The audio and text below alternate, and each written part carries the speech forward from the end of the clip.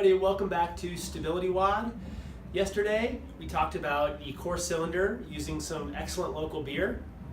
Today we're going to start the process of learning how to use these muscles intentionally, so when they're offline or when they're not functioning well, we can encourage them to come back on and help us during our movement. Now, I find that teaching this to a real person works much better. So today, my friend Andrea is going to volunteer herself to learn real time how to use these muscles, the pelvic floor and the transverse abdominis, to help with her CrossFitting. So I'd encourage you to watch the video first and then take some time to lie down and practice afterwards, even following along if you need to watch it a second time.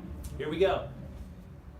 So I'm going to teach my friend Andrea to learn to contract her pelvic floor and her transverse abdominis, in this case in the context of CrossFit and her ability to manage her low back becoming too archy, too extended, too lordotic.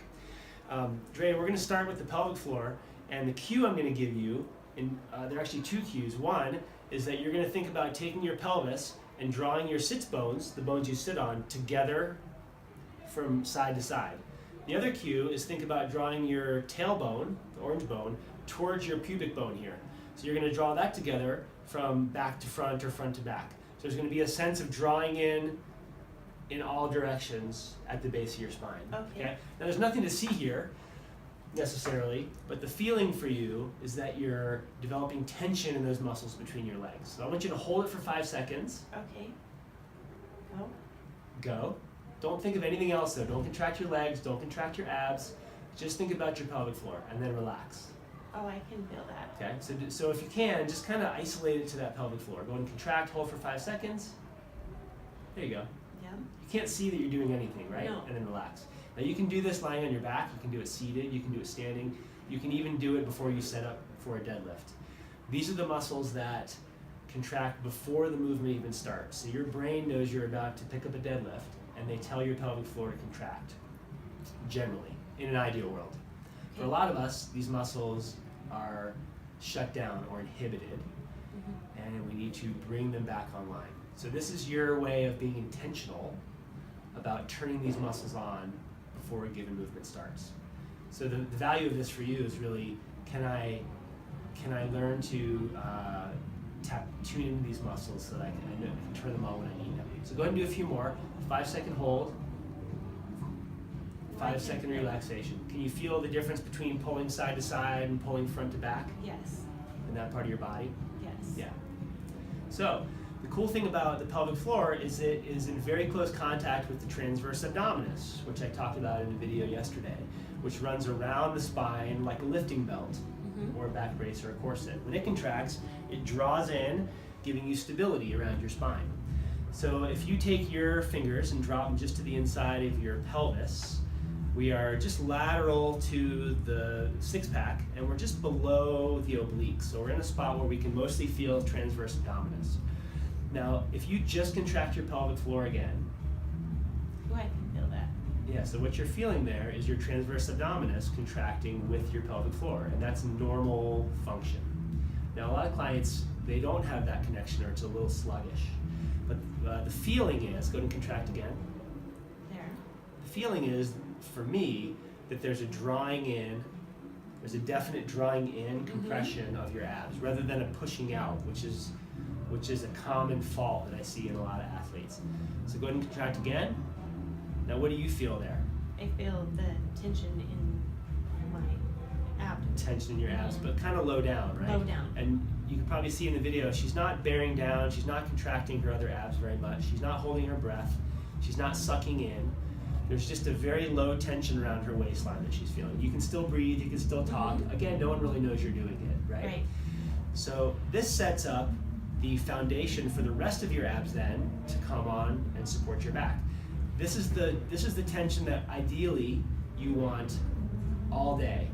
Sitting at your desk, walking around the grocery store, doing errands, driving in your car. This is like a 1 to 2 out of 10 tension that just gives you baseline support of your spine.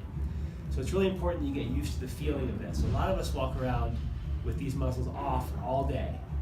And so our spine is sort of at the mercy of gravity at that point. Does that make sense? Makes sense. So then we take this to the next step and we say, okay, contract your pelvic floor.